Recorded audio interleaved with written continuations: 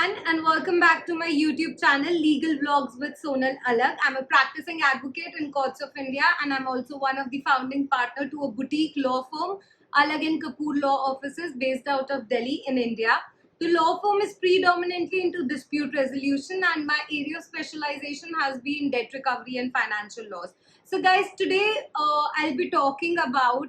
the pre-pack insolvency resolution process that has been introduced via ordinance dated April 4, 2021, amending the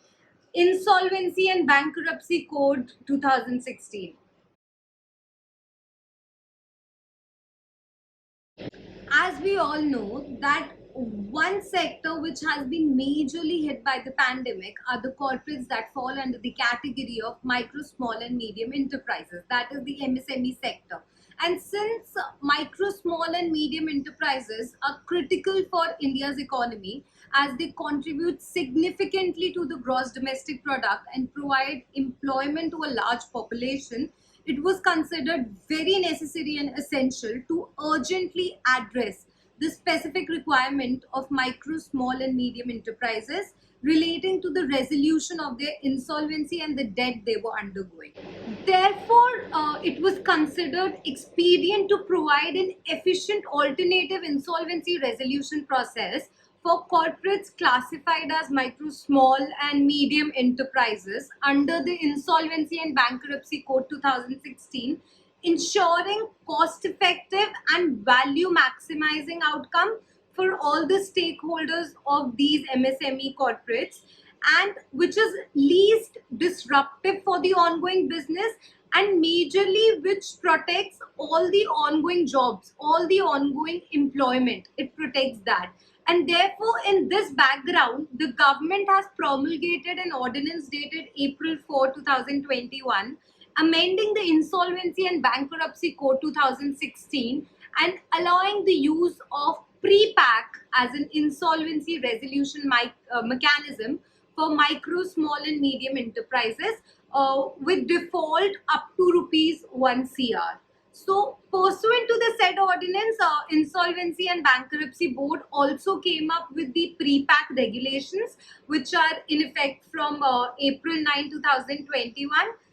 and which deals with all the procedural aspects and all the forms that have to be filled and all of that I'll be talking about in this vlog.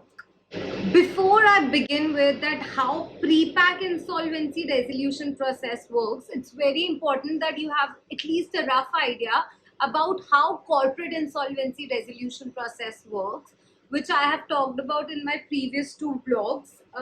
I'll provide the link to them down in the description box. If you don't have a vague idea about how corporate insolvency resolution process work, I would request you to watch those blogs first. So now talking about pre-pack insolvency resolution process. A pre-pack is a resolution of debt of a distressed company through an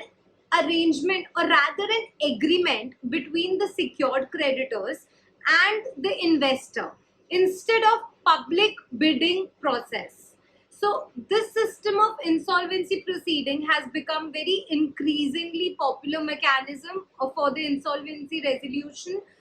in UK, Europe for the past decade. And under the pre-pack mechanism, the financial creditors will agree to terms with the potential investors and seek approval of the resolution plan from the adjudicating authority. So there is no public bidding of that company that's happening. It's a one-on-one process that is happening between the investor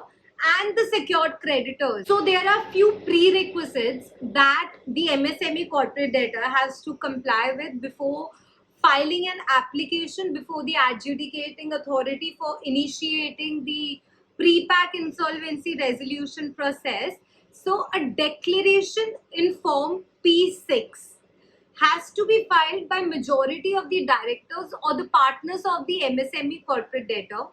declaring that they will be initiating pre-pack insolvency resolution process within 90 days of the filing of the form. And in the said form, they also have to disclose the name of the insolvency resolution professional that they propose to appoint And additionally, the MSME corporate debtor has to also pass a special resolution, that is by 75% majority, wherein they approve the filing of the application for the pre-pack insolvency resolution process. And all of this, the corporate debtor has to further obtain the approval of its financial creditors representing not less than 66% in value of the financial debt due to such creditors for filing of an application and initiating the pre-pack insolvency resolution process. Guys, the said approval has to be obtained by the corporate debtor by giving a notice which for the meeting, which cannot be less than 5 days, and they also have to provide them with a base resolution plan. This base resolution plan is a plan that the corporate debtor themselves makes, wherein they will bring in few investors and show it to the financial creditors that how they plan to resolve the debt.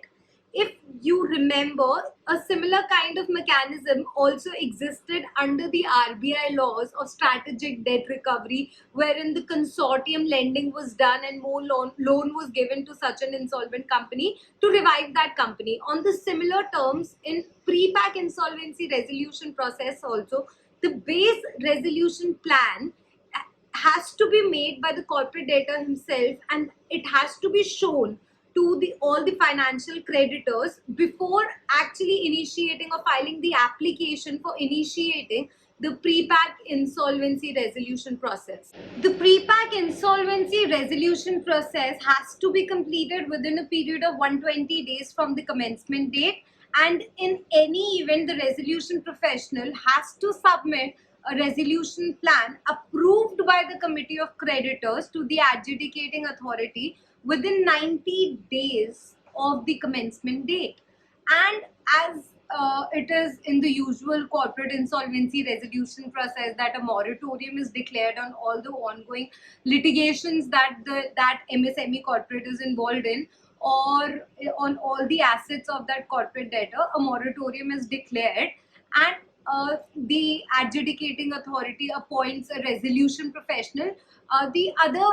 all the administrative and procedural mechanism with respect to appointment and moratorium remains the same as it is in the corporate insolvency resolution process. MSME corporate debtor is required to submit the base resolution plan to the committee of creditors within 2 days of the commencement of the pre-pack insolvency resolution plan. Now, to keep all the checks and balances in place and to make sure that the promoters of this MSME corporate debtor does not misuse this entire pre-pack insolvency resolution process, a concept which is very commonly known as Swiss challenge has been introduced in this pre-pack insolvency resolution process. In the event that the committee of creditors does not approve the base resolution plan, or the base resolution plan impairs any claim that is owed by this MSME corporate debtor to the operational creditors, the resolution professional acting on behalf of the committee of creditors may decide to invite the resolution plans by making a public announcement under form P12, and it again gets open for the public bidding. So this situation only comes when the committee of creditors or all the financial creditors are not okay or satisfied with the base resolution plan that is proposed by the MSME corporate debtor, or in a situation that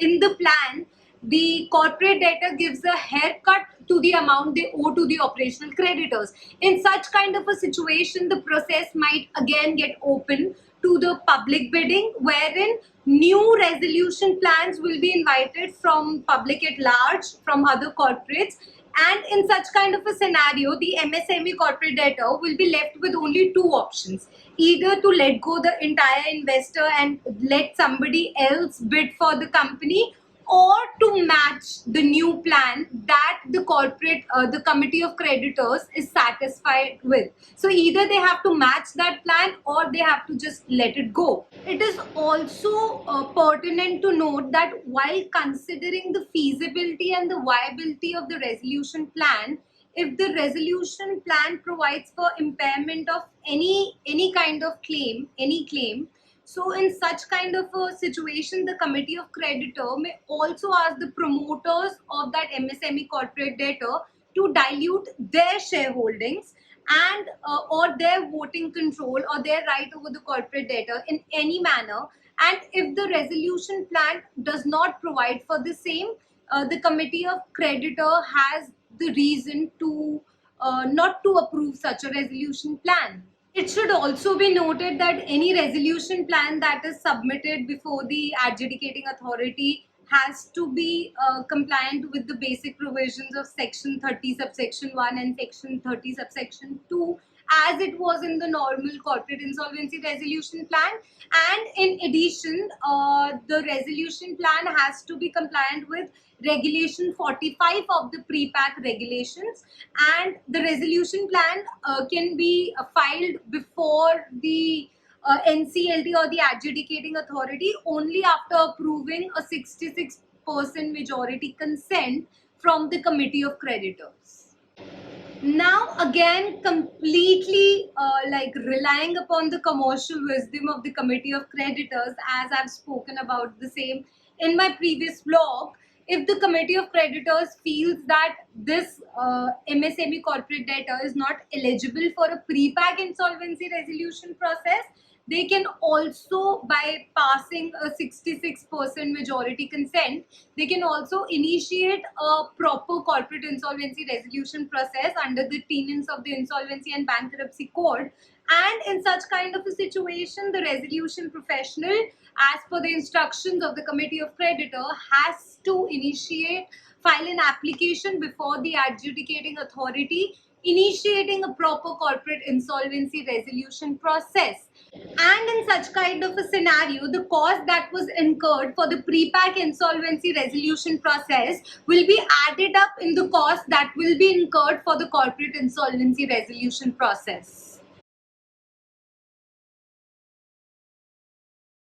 Talking about the benefits of the pre-pack insolvency resolution process, we'll have to also focus on the criticisms of the corporate insolvency resolution process. And one of the key criticism of the corporate insolvency resolution process has been the time that it takes for the resolution. At the end of December 2020, over 86% of 1,117 ongoing insolvency resolution processes have already crossed the time limitation of 270 days. That was the threshold. And one of the key reasons behind the delay of the corporate insolvency resolution process are the prolonged litigation that happens between the erstwhile promoters and the potential bidders. And the in the pre-pack insolvency resolution process, such kind of a situation does not arise because the erstwhile promoters do not lose the hold over the corporate debtor. As I've spoken about it in my previous blog, that management of the corporate debtor often turns hostile because they are not even allowed to participate in the corporate insolvency resolution process if they are willful defaulter. And that kind of a situation will never arise in pre-pack insolvency resolution process because A, they have the control, and B, there is minimal disruption to the ongoing operations of that corporate debtor, to an extent that even the employees or the jobs of the employees of that corporate debtor are secured to the maximum extent. And therefore, there's a lot of cooperation towards the resolution from both the ends, from the end of the creditors as well as from the end of the promoters of that corporate debtor. Also, another one of the major benefit is the timeline. Guys, the pre-pack insolvency resolution process has to be completed within 120 days, and there's only a 90-day bracket for the committee of creditor to come up with a resolution plan and file it before NCLT, which is way speedier as you compare it to the corporate insolvency resolution process. High chances that the promoters might use this as a mechanism to simply reduce the liabilities and continue to retain the control, and that has been taken care of by introducing Swiss challenge, which I've already spoken about, that in case that the committee of creditor is not satisfied with the base resolution plan, they'll open up the entire thing to the public bidding, and whichever resolution plan they like, which comes from the public, from any other corporate, the corporate debtor, the MSME corporate debtor, either has to match that resolution plan or has to let go. So by introducing this Swiss challenge, the chances that promoters might misuse this mechanisms actually go away. With this, we come to the end of this legal blog on pre-pack insolvency resolution process, and I hope I've been able to give an overall introduction of how this process is going to function. I'm sure we're going to see a lot of precedential jurisprudence when it comes to practicality and how it is going to be actually taking place as the law unfolds. And I personally want to thank all of you for giving such a great review to my previous vlogs and bringing so many good questions. I personally tried and answered to all the queries that are coming with this blog also. If you have any questions, if you have any queries with respect to pre-pack insolvency resolution process, please put it down in the comment box. I'll personally try and answer to all these questions. And till then, till my next vlog, be safe, stay healthy, stay inside, and try and be positive. Thank you.